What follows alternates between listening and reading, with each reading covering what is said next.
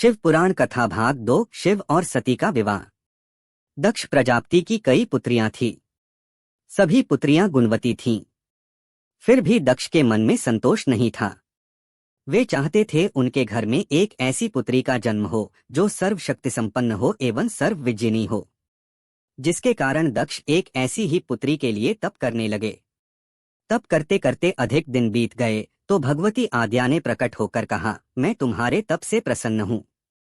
तुम किस कारण वश तप कर रहे हो? दक्ष ने तप करने का कारण बताए तो माँ बोली, मैं स्वयं पुत्री रूप में तुम्हारे यहाँ जन्म धारण करूंगी। मेरा नाम होगा सती। मैं सती के रूप में जन्म लेकर अपनी लीलाओं का विस्तार करूंगी। फलतः भगवती आद्या ने सती रूप में दक्ष के यहाँ जन्म लिया। सती दक्ष की सभी पुत्रियों में सबसे अलौकिक थीं। सती ने बाल्य अवस्था में ही कई ऐसे अलौकिक आश्चर्यचलित करने वाले कार्य कर दिखाए थे जिन्हें देखकर स्वयं दक्ष को भी विस्मयता होती रहती थी। जब सती विवाह योग्य हो गई तो दक्ष को उनके लिए वर की चिंता होने लगी। उन्होंने ब्रह्मा जी से इस विषय में परामर्श किया। ब्रह्मा जी ने कहा, सती आद्या का अवतार हैं। आद्या आदि शक्ति और शिव आदि पुरुष हैं। अतः सती के विवाह के लिए शिव ही योग्य और उचित वर हैं। दक्ष ने ब्रह्मा जी की बात मानकर सती का विवाह भगवान शिव के साथ कर दिया। सती कैलाश में जाकर भगवान शिव के साथ रहने लगी। भगवान शिव के दक्ष के दामाद थे, किंतु एक ऐसी घटना घटित हो गई जिसके कारण दक्ष के हृदय में भगवान शिव के प्रति बैर और विरोध भाव पैदा हो गया। एक बार देवलोक में ब्रह्मा ने धर्म के निरूपण के लिए एक सभा का आयोजन किया था। सभी बड़े बड़े देवता सभा में एकत्र हो गए थे। भगवान शिव भी इस सभा में बैठे थे।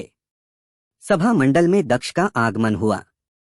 दक्ष के आगमन पर सभी देवता उठकर खड़े हो गए, पर भगवान शिव खड़े नहीं हुए। उन्होंने दक्ष को प्रणाम भी नहीं किया। फलतः दक्ष ने अपमान का अनुभव किया। केवल यही नहीं, उनके हृदय में भगवान शिव के प्रति ईर्ष्या की आग जल उठी। वे उनसे बदला लेने के लिए समय और अवसर की प्रतीक्षा करने लगे। एक बार सती और शिव कैलाश पर्वत पर बैठे हुए परस्पर वार्तालाप कर रहे थे। उसी समय आकाश मार्ग से कई विमान कनखल की ओर जाते हुए दिखाई पड़े। सती ने उन विमानों को दिखकर भगवान शिव से पूछा, प्रभो, ये सभी विमान किसके हैं और कहाँ जा रहे हैं? भगवान शकंद्र ने उत्तर दिया, आपके पिता ने बहुत बड़े यज्ञ का आयोजन किया है। समस्त देवता और देवांगनाएं इन विमानों में बैठकर उसी यज्ञ में सम्मिलित होने के लिए जा रहे हैं। इस पर सती ने दूसरा प्रश्न किया, क्या मेरे पिता ने आपको यज्ञ में सम्मिलित होने के लिए नहीं बुलाया? भगवान शंकर ने उत्तर दिया, आपके पिता मुझसे बैर रखते हैं, फिर वे मुझे क्यों बुलाने लगे? सती मन ही मन सोचने लगी, फिर बोली, यज्ञ के इस अवसर पर अवश्य मेरी सभी बहनें आएंगी। उनसे मिले हुए बहुत दिन हो गए। यदि आपकी अनुमति हो तो मैं भी अपने पिता के घर जाना चाहती हूँ। यज्ञ में सम्मिलित हो लूंगी और बहनों से भी मिलने का सुअवसर मिलेगा। भगवान शिव ने उत्तर दिया, इस समय वहां जाना उचित नहीं होगा। आपके पिता मुझसे जलते हैं, हो सकता है वे आपका भी अपमान करें। बिना बुलाए किसी के घर जाना उचित नहीं होता है। इस पर सती ने प्रश्न किया, ऐसा क्यों? भगवान शिव ने उत्तर दिया, विवाहिता लड़की को बिना बुलाए पिता के घर नहीं जाना चाहिए, क्योंकि विवाह हो जाने पर लड़की अपने पति की हो जाती है। पिता के घर से उसका संबंध टूट जाता है। लेकिन सती पीहर जाने के लिए हठ करती रहीं। अपनी बात बार बार दोहराती रहीं। उनकी इच्छा देखकर भगवान शिव ने पीहर जाने की अनुमति दे दी। उनके साथ अपना एक गण भी साथ में भेज दिया। उस गण का नाम वीरभद्र था। सती वीरभद्र के साथ अपने पिता के घर गईं। घर में सती से किसी ने भी प्रेमपूर्वक वार्तालाप नहीं किया। दक्ष ने उन्हें देखकर कहा, तुम क्या यहाँ मेरा अपमान कराने आई हो? अपनी बहनों को तो देखो, वे किस प्रकार भांति भांति के अलंकारों और सुंदर वस्त्रों से सुसज्जित हैं। तुम्हारे शरीर पर मात्र बाघंबर हैं। तुम्हारा पति श्मशानवासी और भूतों का नायक है। वह तुम्हें बाघंबर छोड़कर और पहना ही क्या सकता है? दक्ष के कथन से सती के हृदय में पश्चाताप का सागर उमड़ पड़ा। वे सोचने लगीं, उन्होंने यहाँ आकर अच्छा नहीं किया। भगवान ठीक ही कह रहे थे, बिना बुलाए पिता के घर भी नहीं जाना चाहिए। पर अब क्या हो सकता है? अब तो आ ही गई हूं। पिता के कटु और अपमानजनक शब्द सुनकर भी सती मौन रहीं। वे उस यज्ञमंडल में गईं जहां सभी देवता और शिमुनि बैठे थे तथा यज्ञकुंड में धू धू करती जलती हुई अग्नि में आहुतियां डाली जा रही थीं। सती ने यज्ञमंडप में सभी देवताओं के तो भाग देखे, किंतु भगवान शिव का भाग नहीं देखा। वे भगवान शिव का भाग न देखकर अपने पिता से बोली, पितृश्रेष्ठ, यज्ञ में तो सबके भाग दिखाई पड़ रहे हैं, किंतु कैलाशपति का भाग नहीं है। आपने उनका भाग क्यों नहीं रखा? दक्ष ने गर्व से उत्तर दिया, मैं तुम्हारे पति शिव को देवता नहीं समझता। वह तो भूतों का स्वामी, नग्न रहने वाला और हड्डियों की माला धारण करने वाला है। वह देवताओं की पंक्ति में बैठने योग्य नहीं है। उसे कौन भाग देगा? सती के नेत्र लाल हो उठे। उनकी भौहें कुटिल हो गईं। उनका मुखमंडल प्रलय के सूर्य की भांति तेजोद्दीप्त हो उठा। उन्होंने पीड़ा से तिलमिलाते हुए कहा, ओह, मैं इन शब्दों को कैसे सुन रही हूं, मुझे धिक्कार है।